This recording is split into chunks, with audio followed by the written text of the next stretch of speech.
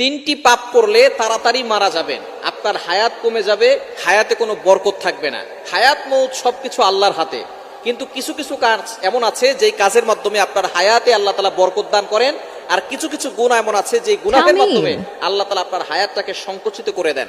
আল্লাহ তাআলা আপনার হায়াতের ভিতরে কোনো বরকত দেন না। দেখবেন কিছু মানুষ বাঁচে 100 বছর কিন্তু তেমন কিছু কাজ করতে পারে না, আবার কিছু মানুষ বাঁচে 50 বছর কিন্তু এই 50 বছরে সে এমন এমন কাজ করে রাখে, দুনিয়াবি দিনই এমন কাজ করে যে মানুষ তাকে স্মরণ করে এবং সে দিনের অনেক খেদমত করে। আল্লাহ পাক রব্বুল আলামিন এই 60 বছরের জিন্দেগিতে, 50 বছরের জিন্দেগিতে যে ভালো ভালো কাজ করেছে এজন্য তাকে জান্নাতের ব্যবস্থা করেন। এজন্য আমাদের হযরত আলী রাদিয়াল্লাহু আনহু তিনি বলেছেন যে আমাদের কিছু কাজ এমন আছে যে কাজের মাধ্যমে আমাদের হায়াতে বরকত আসে, আর কিছু কাজ আছে যে কাজের মাধ্যমে হায়াতের ভিতরে বরকত কমে যায়। তো এমন কিছু গুনাহ আছে যেই তিনটি গুনাহ নবীজি সাল্লাল্লাহু আলাইহি ওয়াসাল্লাম জানিয়ে দিয়েছেন, এটা হচ্ছে কবিরা গুনাহের বড় গুনাহ। সব গুনাই কিছু গুনাহ আছে বড় গুনাহ, কিছু গুনাহ আছে সগীরা গুনাহ, ছোট গুনাহ। তো কবিরা গুনাহ যেগুলো আছে তার ভিতরেও বড় তিনটি গুনাহ আছে। এই গুনাহগুলো যারা করবে তাদের হায়াত সংকুচিত হয়ে যাবে, তারা দ্রুত দুনিয়া থেকে বিদায় নেবে। এক নাম্বার হচ্ছে আশিরকু বিল্লাহ, আল্লাহর সাথে কাউকে শরীক করা, অংশীদার করা।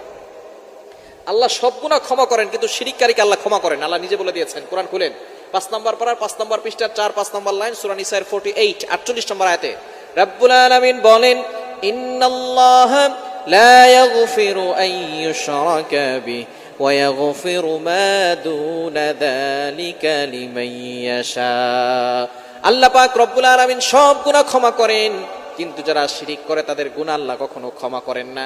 এজন্য 1 নাম্বার সবচেয়ে বড় গুনাহ হচ্ছে শিরিক করা। ক্যান্সারের অ্যানসার আছে কিন্তু শিরিকের কোনো অ্যানসার নাই। ক্যান্সারের অ্যানসার আছে, শিরিকের কোনো অ্যানসার নাই। সবচেয়ে বড় পাপ এই শিরিক। এই শিরিক থেকে আমাদেরকে দূরে সরে আসতে হবে। শিরিক হলো সবচেয়ে বড় পাপ, সকল পাপের বাপ। এজন্য শিরিক কখনো করা যাবে না। 1 নাম্বার, যারা শিরিক করবে তাদের দুনিয়াও ধ্বংস হবে, আখিরাতও ধ্বংস হবে এবং তাদের হায়াত সংকুচিত হয়ে যাবে। 2 নাম্বার, যারা পিতামাতার সাথে খারাপ ব্যবহার করে, পিতামাতার সাথে যারা খারাপ আচরণ করে, পিতামাতাকে অনেক সন্তান আছে আঘাত করে, অনেক সন্তান পিতামাতার সাথে কটু ভাষায় কথা বলে, গালিগালাজ করে, এই সকল সন্তানদের হায়াত সংকুচিত হয়ে যায়। দুনিয়ার ভিতরে কিছু শাস্তি আছে আল্লাহ তাআলা দ্রুত দেন, তার ভিতরে 1 নম্বর শাস্তি হচ্ছে পিতামাতার অবাধ্য যারা হয়, পিতামাতার সাথে খারাপ ব্যবহার করে, তাদের সন্তান যখন দুনিয়াতে আসে তারাও ওই পিতামাতার সাথে খারাপ ব্যবহার করে। আল্লাহ তাআলা দুনিয়া থেকেই তাদের শাস্তি শুরু করেন এবং দ্রুত শুরু করেন। এজন্য পিতামাতার অবাধ্য হওয়া যাবে না। আল্লাহ তাআলা যেখানেই পিতামাতার কথা বলেছেন সেখানেই ব্যাখ্যা করেছেন।